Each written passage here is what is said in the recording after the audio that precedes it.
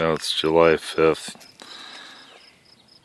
Coming towards harvest, getting closer to harvest season. You can still see we've got a few on here.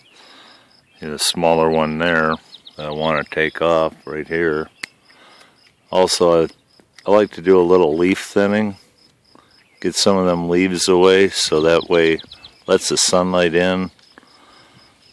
Get a little more sugar built into the Asian pear. And you can really see the difference in the size, now that it's later in the season.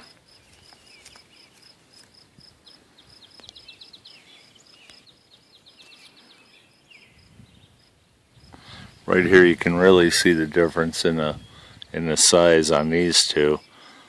What I also like to do is get some of these leaves out of the way.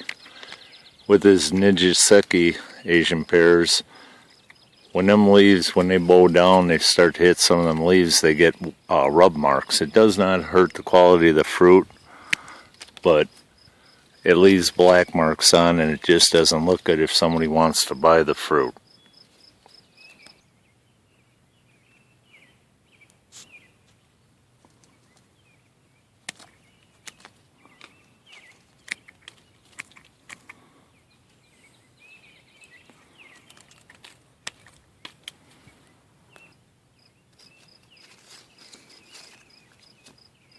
Now right here you can really see the size difference.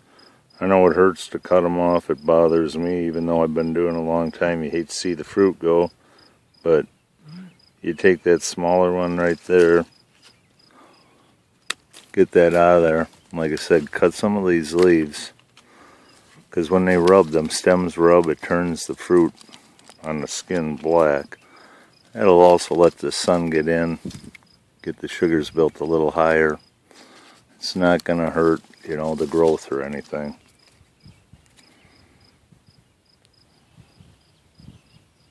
Here's another reason I like doing a later prune. You can see right here, sometimes you'll have damaged fruit. So now's a good time if you left a few, did an earlier prune earlier in the season. Like I said, it's July 5th. So you got till August, even a little bit into August to get these things thinned down, a little bit more. Get them thinned out. It bothers me, and I'm sure it bothers you to see any fruit loss, but you will attain a larger size. And like I said, taking some off earlier in the year and then leaving some for now and do a rethin, you can pick some of the damaged fruit, out of the whole process. Another thing with this later pruning too, like this, in July, you can really tell the difference in the size of the fruit, that one to that one.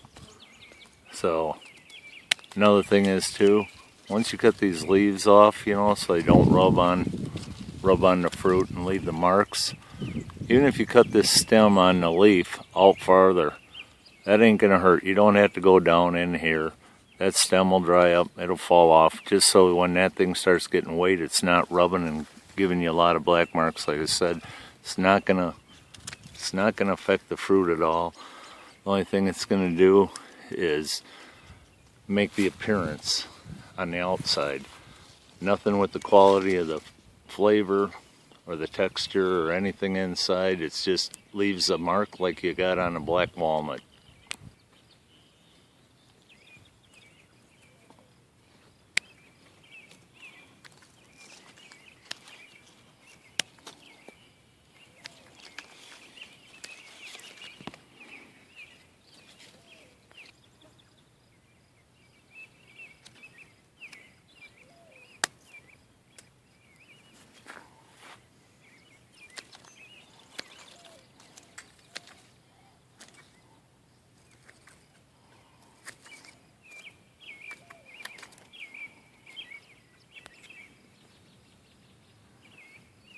Here you can really see a cluster that I've never thinned at all. I might have thinned it a little bit.